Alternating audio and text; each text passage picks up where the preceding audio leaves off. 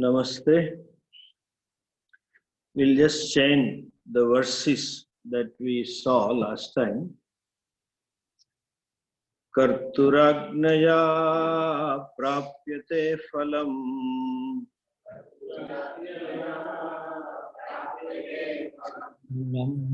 makim param karma tajjadam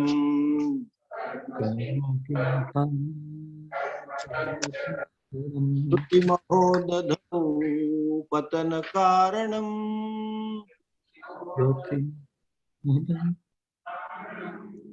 Gati nirod phalam shashvatam Gati nirodhakam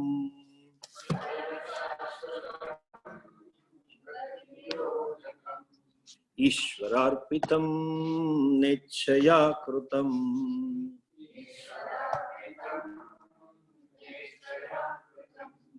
Chitta shodhakam mukti sadhakam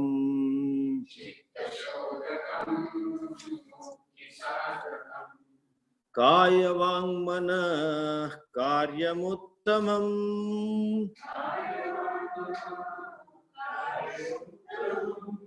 Pujanam japaschintanam kramat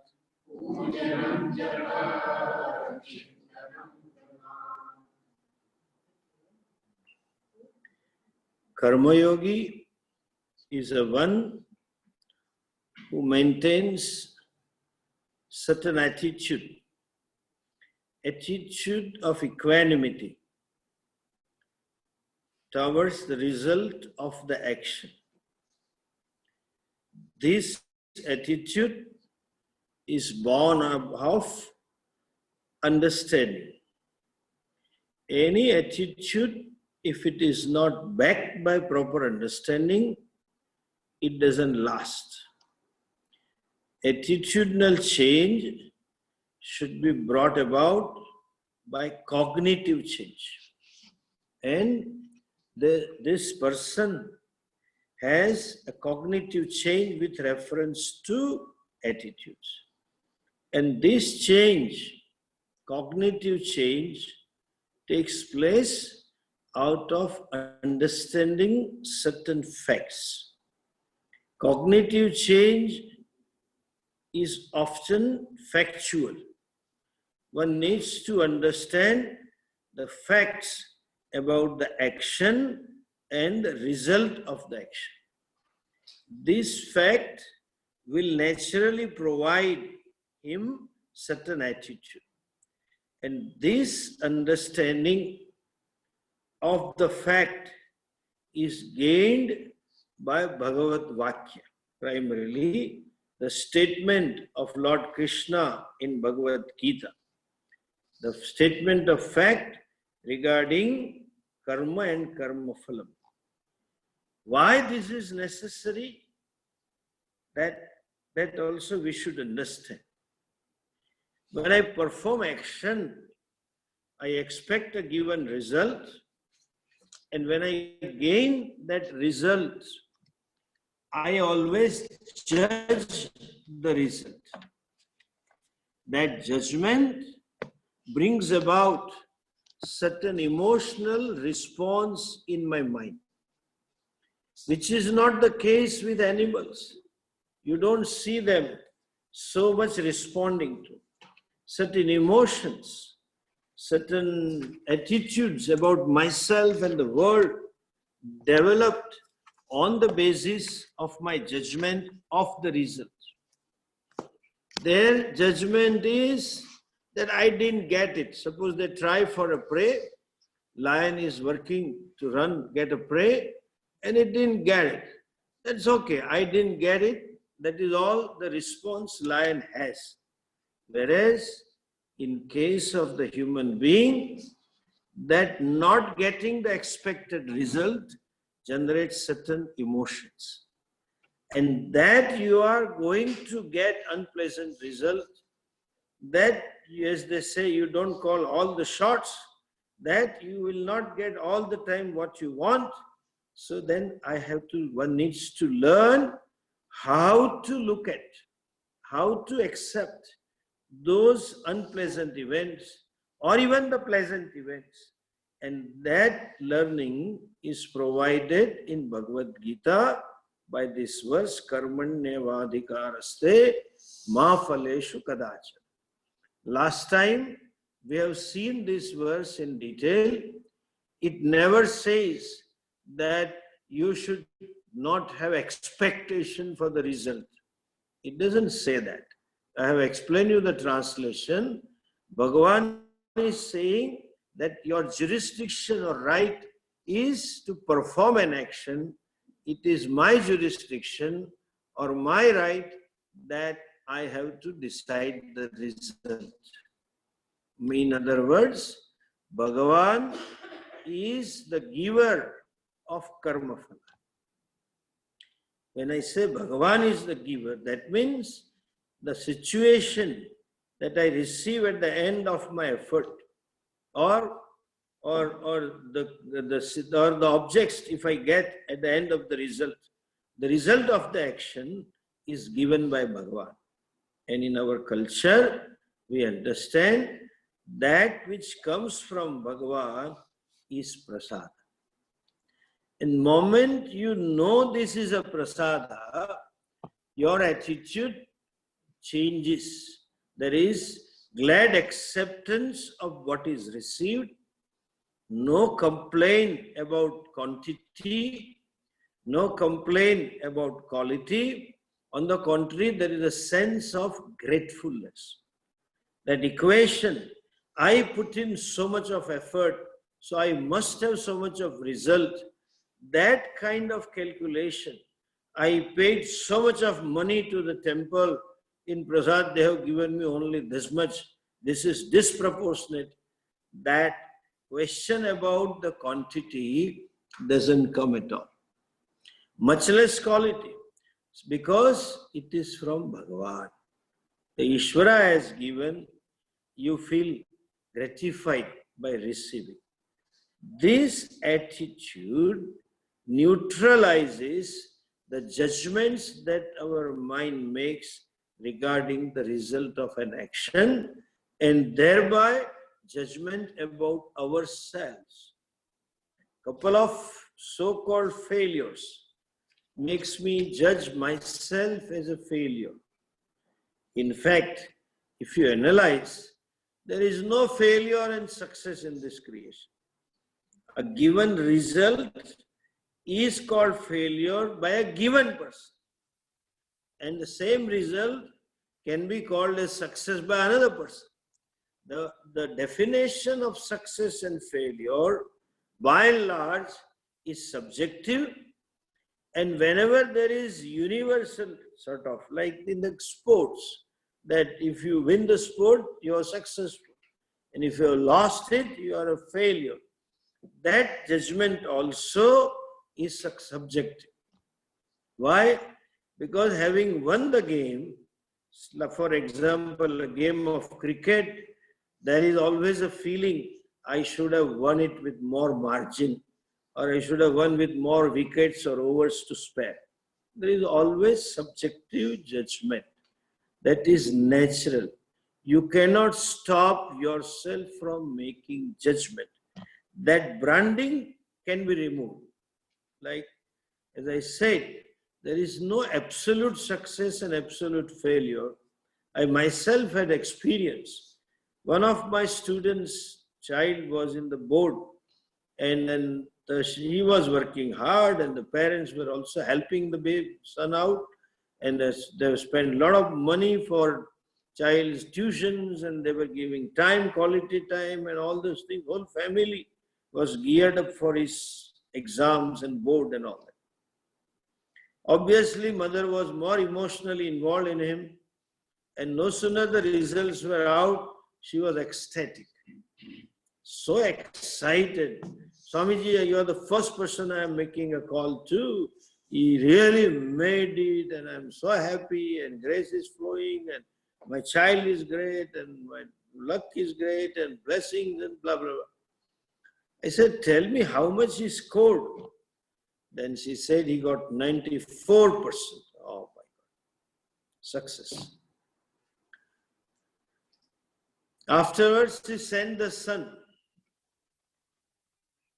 to Swamiji. Go and seek the blessings and go to temple and just do namaskara.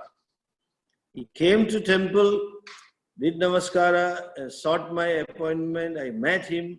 I was happy that he got 94%, but he didn't seem to be as happy as his mother. I said, yeah, you made it well. He said, yeah, Swamiji, good. I'm happy. But I said, what is but? That I had expected 97%. I just lost 5-7 marks in maths and this language and all that. It is only 94. I mean, had I had that as per the expectation, I would have been in the first 10 of this town. I said, oh, but it's okay, Swamiji, I'm fine. Next day, she had invited me for Bhiksha to celebrate this. I went for Bhiksha. He came to pick me up. And I expressed my joy. I said, good, result is very good. The child has passed with 94%. And now he'll get admission into engineering, what he wanted. And a good success. All of you worked hard. He was very cool. Then I kept praising. Then he said, Swamiji, it is nothing. I said, why? He's a dumb fellow. I said, what happened? I studied under street light. We had no private room. We had no private coaching. But then I had 94%. This idiot, I spent almost 150,000 rupees for tuition fees. I gave him a two-wheeler and I myself have kept awake for so many nights to give him company. We wake him up at the time he wanted, blah, blah, blah. Whole family helped and he got 90. Had I been in his place, I would have made 99 plus. It's not success, it's failure. Same result. He didn't tell me these words in a typical Gujarati, but I could sense it was right in the tongue. Any ma parutra, he didn't tell me that. But he is like his mother, doesn't study. I was a bright guy. He kept telling, no success, no failure. This is true to your efforts. The result is shaped by the laws of Ishvara. And last time we saw every event to take place necessitates infinite factors. So also every result to shape necessitates infinite causes, which I am not aware of it. And even if I am aware of it, I have no control. Like today, I can say, I have met some of the businessmen. They say, Swamiji, now I'm just flourishing.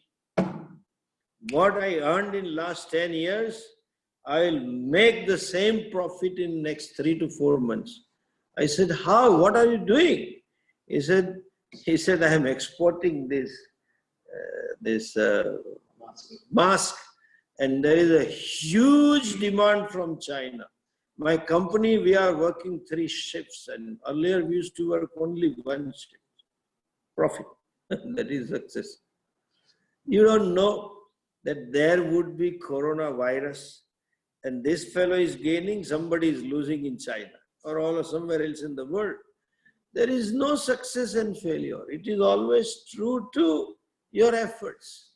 That is objective, that I deserve what I had done. But to see Ishvara in it is Karma Yoga. Karma Yogi accepts the result with the awareness of Ishvara. That is called Ishvararpitam Karma. Nechaya kritam karma. That is one aspect of it. The second aspect of the action, yoga, buddhi, yoga attitude in karma. Before I proceed, I would like to remind that when we say karma yoga, it is not yoga of action or yoga in action. It is yoga of attitude. And born out of this understanding that Ishvara himself is manifesting as a result, or according to his laws I am getting, he is a giver. So it's a yoga of attitude and born out of understanding. So that Bhagavan says it's buddhi yoga. There is no separate buddhi yoga. Karma yoga itself is called buddhi yoga in the second chapter. Now there is another aspect to karma yoga, attitude regarding the karma. What is that another aspect? Please understand, human being or any living creature cannot remain without performing action even for a moment. Nahi kaschit kshanamapi jatu tishthatya karma. Even for a moment, as long as you are alive, you keep doing one thing or other. Now, the actions that you perform are fourfold. The types of the action mentioned in our Shastra.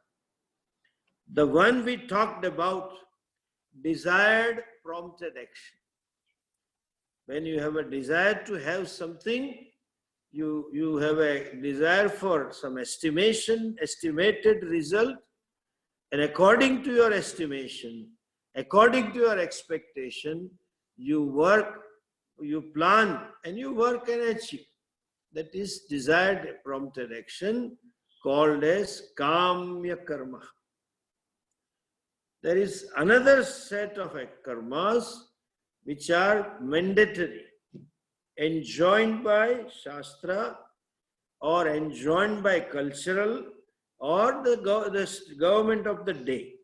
There are certain karmas which I am expected to do, called as contributory karma, wherein I have to, what we call in here as a word, duty. Compulsory contributory karma that are called duty here, and those karmas which needs to be performed.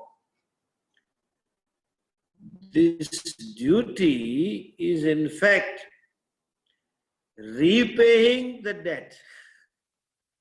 The karma, like our duty towards animal kingdom or parents, like this, like when you say matru devo bhava, pitru devo bhava, what is my duty for the parents?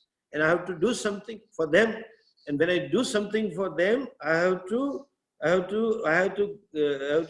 spend some of the resources in terms of time, in terms of energy, everything. Now these duties, most of the duties are nothing but repayment sort of, or acknowledgement sort of, what you have already received. And when you have already received, you cannot claim the result of it. It is like this Mullah Nasruddin. Mullah Nasruddin had a debt. And the rule for the debt was that he gave him 1,000 rupees. That if you don't return me those 1,000 rupees after 6 months, you have to pay me 500 rupees fine. Okay, very heavy interest. Mullah wanted it and he took it. So, but after 6 months he couldn't manage it. He could hardly manage half the amount, 500 rupees. The deal was, if you don't return, then that 500 will be considered interest on this. Capital will be left over. Every 6 months, 500 rupees interest. He said, okay. After 6 months, he returned 500. The fellow says, next 500, he said, we'll see. Now I don't have. After 6 months, The other guy went and said, come on, give me my 1,000 back or pay me 500 rupees. He says, why should I pay? Mullah says. He said, why should you not pay? He said, we had a deal. If I don't pay, then I have to pay after 6 months, pay 500 rupees. But I have already paid you 500 rupees. The interest also is 500. So I have already paid. I have paid you 500. Its interest is 500. I have paid the money.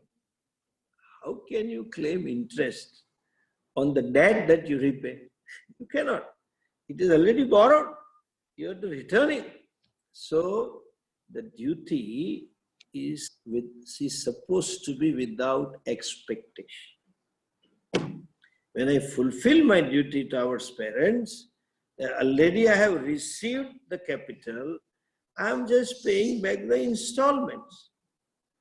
Any duty towards plants kingdom, animal kingdom, or these natural forces, devatas, etc., there are different karmas one has to do. It's a repayment of debt.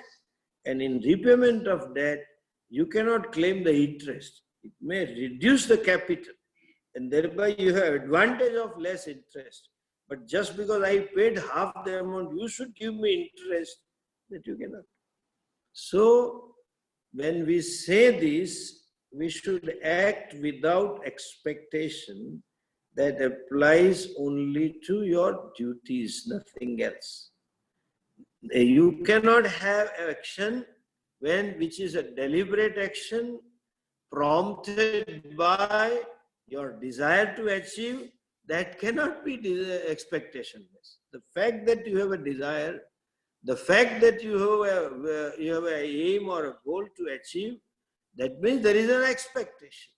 So don't expect is applicable to only kartavya karma, only the duty-based karma. Even then, it is not possible. Human mind being what it is, anything you do, it always wants something in return. Something is as an expectation, some result. So, how to perform this duty-based karma, kartavya karma, how to perform those contributory karma. There again, you have to bring in Ishvara and perform with certain attitude. And that attitude is another aspect of Karma Yoga. What is that attitude? The attitude is, we don't look upon Ishvara as an individual sitting or living at a place P1 and doing some action, some karma K1 of observing and people and etc. We don't say that. The Vedic vision of Ishvara, please mark the word, not belief. Vedic vision of Ishvara is quite different to all the beliefs about Ishvara. There is a common belief that Ishvara is somewhere above, in some place, and then his place is very good, very happy, and then he is the one who is observing us.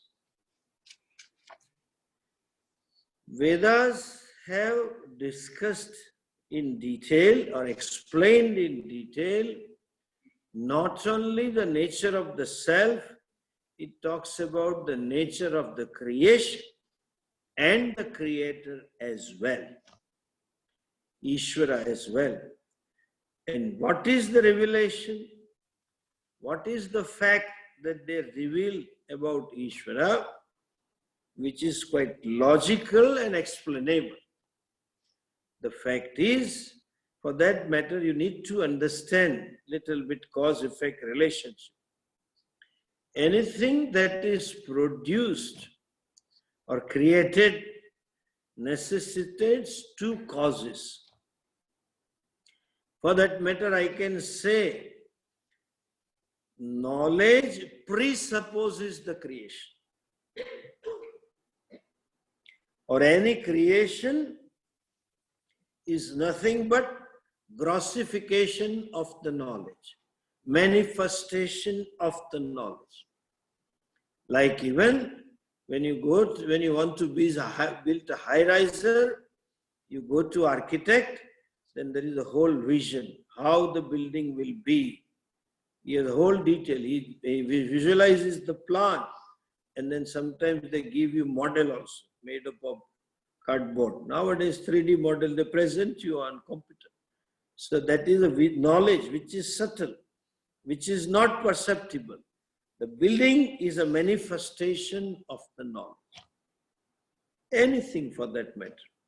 So knowledge is required. How to create. That is why all the religion says the Lord has created this world, universe, and therefore He is omniscient. He is all-knowing because He has created all beings and things. That's fine. But then this is half definition or half understanding about Ishvara, Bhagavan. There is another thing which only and only Upanishads and Vedas talk about. Creation not only requires knowledge, but requires a material to create the creation. Even if one has knowledge, in absence of the material, one cannot create the creation. And that is why architect does have a knowledge. So you discuss the plans with architect, you finalize the plan with architect, but to build a building, you need a labor contractor. You need a contractor. You have to procure the material, bricks and cements and steel and etc. And then you can start construction or construct a building. That is even true for making simple chapati. Simple roti or bread, you need the flour and you need the expertise to do. Vedas reveal this logically. I'll not get into that process now, explanation now, details now, that the material out of which the Ishvara created this world is non-separate from Him. He is the very material. And He is the very intelligent of the knowledge behind the creation. That means He is both the causes in Himself. Generally, the intelligent cause is one thing, and the material cause is something else. Like this table, when you want to have this table, intelligent cause is a carpenter, and the material, the wood, is separate. A golden chain. The goldsmith is intelligent cause, who is different, and the chain, which is made up of gold, the material, the gold, is another thing. That's true for everything in this world. But the creation per se, or the whole universe, the material is Ishvara. That is non-separate from. How can there be one? Do you have an example like this? Yes. You yourself know this. In dream, in sleep, when you see a dream, you create the dream, and the dream objects are also created by you, which are non-separate from you. Your mind is the very material for it. And when I say the dream world, understand, the dream world involves space also, dream space, dream time, dream objects, dream beings. The space also is created by you. So also Bhagavan created the space and this entire universe which is within the space out of Himself. In other words, He alone manifests as the creation. Like you can say gold alone is now manifesting as a chain. Clay alone is now manifesting as pot. Wood alone is now manifesting as table. Because that is a material. That being a case, when you say gold alone is manifesting as a chain, that being a case, in other words, The same sentence can be put this way: chain is non-separate from the goal. Chain cannot be away from the goal. You cannot have a chain without gold. Of course, I'm not talking about silver and other metal. But if you cannot have a golden chain without gold, chain is non-separate from the gold, or the gold alone manifest in the form of chain. Both the sentences are correct. That is the case. That being so, because gold is a material and chain is the creation, with reference to this universe which is a creation, Ishvara being the material cause as well as the efficient cause, then what is the relation between Ishvara and this Jagat? What is this? Ishvara, the Jagat is not separate from Ishvara. Chain is not separate from gold, and therefore the gold alone manifests as a chain. Similarly, Ishvara alone manifests as this creation. Entire creation being non-separate from him, you can worship him through any part or any segment of creation, because that is non-separate from him. Like even, suppose you want to express your respect towards me, there are varieties of ways. Somebody may do chandanam here, somebody may put flower here, there are people. Somebody may put garland here, somebody may give me a bouquet, somebody may touch my feet, and somebody may touch my toes and do feet at the toes of the feet and do namaskara.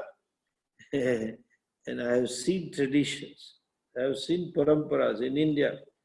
They are supposed to do chandanam here, on the tip of the thumbnail, they do chandanam. I have seen those traditions. They do chandanam here in the hand of the Guruji. Why? Because the hand is not separate from me. The feet is not separate from me. Head is not separate from me. Shoulder is not separate from me. So also sun is not separate from Ishvara. I can offer my prayers to sun because it is not separate from Ishvara. When I want to offer to sun, I can offer it to him. Moon being non-separate, I can offer. Ocean being non-separate from Ishvara, I can worship him as ocean. Mountain is also not separate, so I can worship him as mountain. Cows and buffaloes and rats are also not separate, so we can worship him as that. That is why Indians, Hindus, not Indians, now I can say, can worship Ishvara in any form. There are so-called 33 crore devatas. That means they're all manifestation of the same Ishvara. And therefore, you can worship in any which way or any which form you like it. This was, by the way, I'll talk about this when I come to next verse. Now, creation being non-separate from it, all that sustains the creation is also not separate from it. Like this table is not separate from the wood, and what sustains the table on this plank is there are 4 legs. They are also non-separate from the wood. Now this creation is sustained by various laws. In fact, the very sustenance involves some kind of destruction somewhere and some kind of creation somewhere. Like in this body, new cells are always born and the old cells keep dying, and that's how the body sustains. That is the nature of the creation. That sustenance involves varieties of forces that work. And in this creation, these forces that sustain the creation are varied, many, and quite often opposite to each other. Like there is fire and wind also. There is water and heat also. There is water in ocean and there is a heat in the form of sun. All these opposite forces sustain the creation in harmony. There is an order in the creation. There is certainty in this creation. It is like, you know what?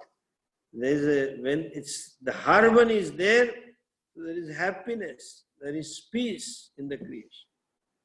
Like a music concert or symphony.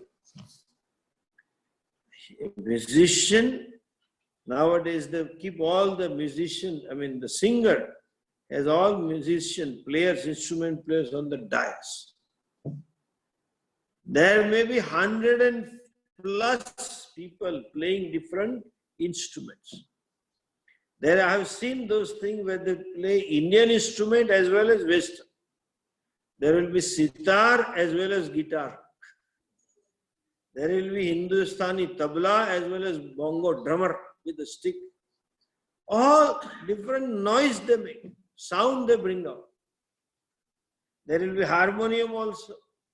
There will be typical manjira also. Some bugle also. And I have seen one fellow will be holding steel triangle and just with a stick, ting, ting, ting, they do it. All of them, if they start creating sound, it's a noise equivalent to headache. But they are played in such a way that there is a music. There is absorption. There is joy. There is happiness. They are played in such a way that the way they play, it is an order.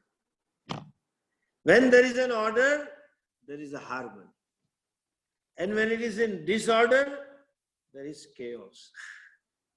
Always everywhere. Like people getting into train in Bombay, suburban train. There is no harmony, there is chaos. But there is order in Japan. People are always in queue and they get into train in queue. They let the passengers come out. There is a harmony. Of course, office time there is little disharmony. Therefore, in Tokyo there are people who push them in. You know, they are literally like when typical Gujarati lady puts wheat in a dibba, then shakes it to make sure that all settles. They dump them. But when there is an order, there is harmony. This creation has harmony, and then there is order. There are certain laws which maintain this harmony. And the creation not being separate from Ishvara, all these laws are also not separate from Ishvara. They are His manifestation. They are Him only. So also, law of karma and karma phala is His manifestation. Or you can say His law, His grace. So you take it as prasad. Secondly, these various forces that maintain harmony. We are there, human beings, who are beneficiary to this harmony, who keep on receiving something or other from the system, from the order. Simple example. There is a harmony, there is an order in plant kingdom, that they absorb carbon dioxide and exhale oxygen. And the human being, just the opposite. You absorb or you inhale oxygen and exhale carbon dioxide. Opposite. They work in harmony. Therefore, there is ecological balance. The harmony is, that is an order. Now, since I am partaker, since I am beneficiary to this harmony, I am expected to contribute to maintain this harmony. Or I would say expected to further this harmony also. And that expected things are called kartavya karma or duty. I am expected to do certain things by which the harmony is not disturbed. I have a freedom to disturb because I have a freedom of choice. Animals don't have choice. Other species other than human being don't seem to have any choices to go otherwise. They are designed or as though programmed to be what they are. In other words, what they appear physically, they will conduct themselves in the same way, and mentally also they will be same. A calf born to a cow physically is a cow's baby, and mentally also cow's baby. And it has no option to conduct itself as what, cub or a puppy. It will conduct same way. It never feels like barking. It would never feel like. It never feels like wagging the tail looking at master. It will be designed to do what it is. Just cannot be otherwise. A monkey cannot be quiet. It is only in the Gandhiji's picture, 3 monkeys sitting. If monkey is sitting, somebody would say there is a psychological problem. If a monkey is quiet, it is a psychic monkey. You cannot have a quiet monkey any which way, you know. It has to be restless. It is born as monkey and growing up, it conducts as monkey. It is born as chimpanzee, it behaves as chimpanzee. Some fellows are born as a human being, look like human being, but they are so proud of their roots, they conduct as per their roots, according to Darwin theory of evolution. By behavior, they look like monkeys. By conduct, they conduct themselves like monkeys. It's a human choice. We have freedom to be this or otherwise. We have freedom to do this or with a change. You can do it otherwise also. You can not do it also. And you may do it also. That being a case, since I have a choice, the human being is expected or told as a mandate, since you are a receiver, you contribute this to sustain the harmony. That contributory actions, which are mandated either by Shastra or by the government of the day, they are called as kartavya karma, to be done. That is also karma. That karma becomes yoga when I perform those actions in the awareness of Ishvara. Every situation dictates, every situation warrants that what should I be doing and what should I not be doing. And the situation is given to me by the various laws of Ishvara, that who himself manifests as various laws. He is the order, and the order is manifesting to me in this situation. Being blessed by buddhi, I can make out. This is called common sense. Everyone knows in a given situation what is expected out of me. That is what is called duty, and that expected out of me can be seen as mandate of Ishvara. Because his laws brought this whole setup. It doesn't happen by any one event.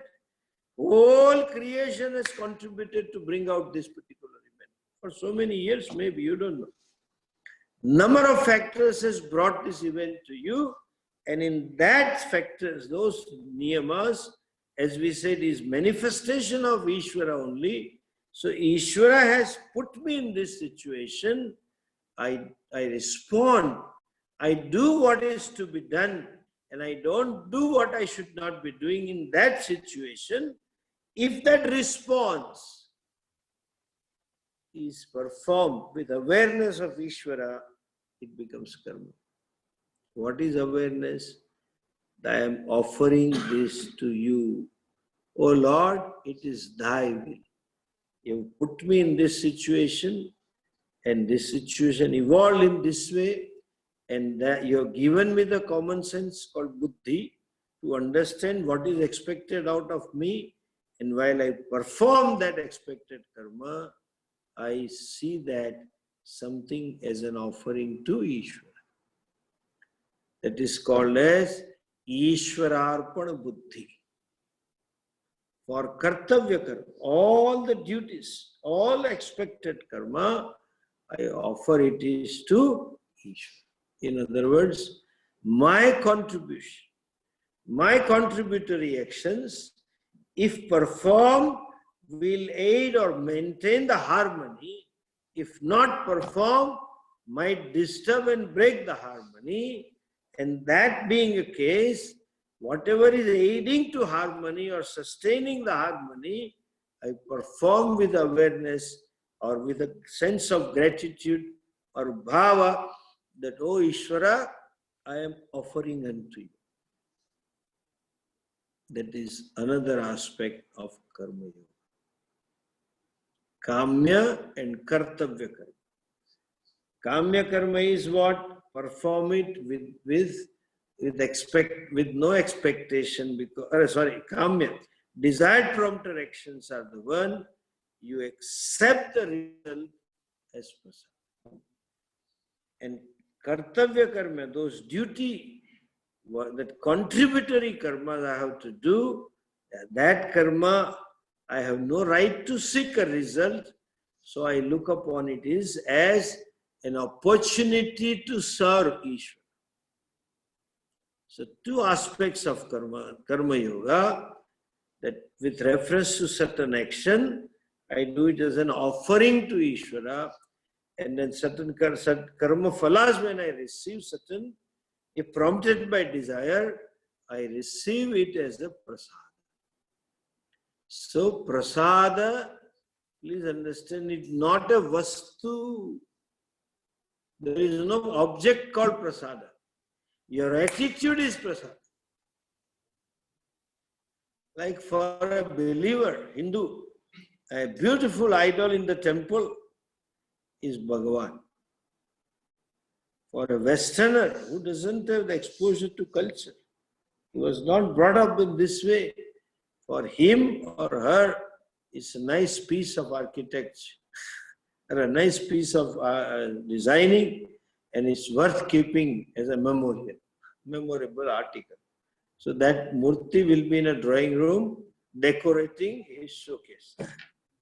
And the murti can go to the temple, he will say, look at it as Bhagavan. So here, karnechaya kritam means done as an offering to Ishvara.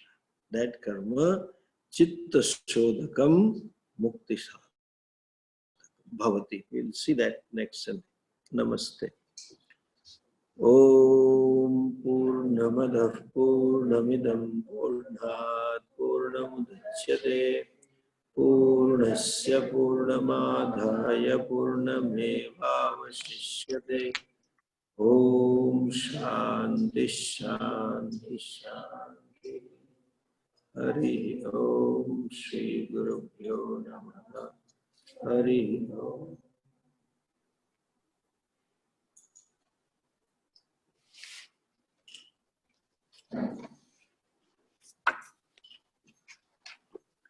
Namaste. See you next Sunday. I think it will be previous night of Shivratri afterwards, 23rd. I hope I'll be traveling somewhere in foreign, in a remote place. I hope it works, my Wi-Fi. If it doesn't work, we will intimate you in advance. That will not be class. And quite a few of you have been asking me, Swamiji, what are the charges for these classes? And should we pay monthly or per class? And I have been saying no, because I don't charge for the classes. And should you want to give, and you should give, because you have to get a vidya with a Guru Dakshina. So we may have that part on once or twice a year on certain day that NIPA will announce. But this is the best opportunity for you to contribute when the temple consecration is taking place. So those who want to do, who asked me, may do so while contributing to temple. The details are there in the group. Deepak and Nipa has uploaded the details, and you can look into it, and whatever you want to do, can do over there.